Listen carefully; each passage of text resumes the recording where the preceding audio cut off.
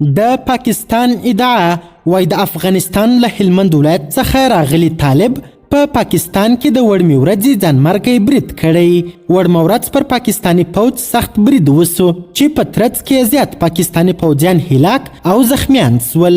پاکستاني چارواکو ویلي چې موږ به هم په افغانستان کې خپل ځانګړي هدفي بریدونه پیل کړو.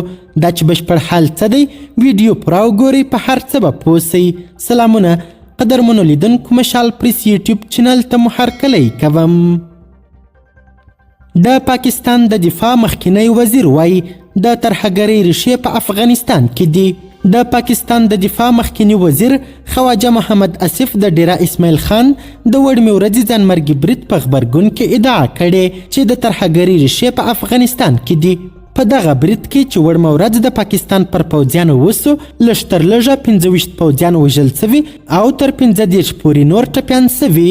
پاکستاني چارواکو ادعا کړې چې دا برید له هلمند یو راغلی افغان طالب ځانمرګي ترسره کړی. د افغانستان د اسلامي امارت ویان ذبیح الله مجاهد بیا دا تور رد کړی او ویلي دي چې پاکستاني چارواکي دي د افغانستان د ملامتولو پر ځای د خپل امنیت د تامینولو لپاره لاس په کار سي. همدارنګه دې ته ورته په پاکستان کې د لنډمهاله حکومت د بلوچستان ایالت د اطلاعاتو او عامه اړیکو وزیر جان اڅکزي په ډیرا اسماعیل خان کې د وروستي برید په غبرګون کې ویلي چې دوی باید په افغانستان کې په غچ اخیستونکو بریدونو غور وکړي. جان اڅکزي تېره ورځ چهارشنبه ویلي وه چې باید په افغانستان کې ځانګړي او هدفي حملې ترسره سي. هغه زیاته کړه چې افغان طالبانو ته باید دا پیغام ورکړل سي چې دوه ګونې لوبه نوره نسي زغمل کېدای. قدرمنو لیدونکو، د ویډیو له کتلو مو نړۍ مننه.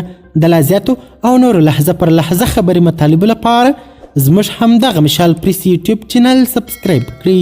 تر بیا او بلې ویډیو ښه وخت ښې چارې، د الله په امان.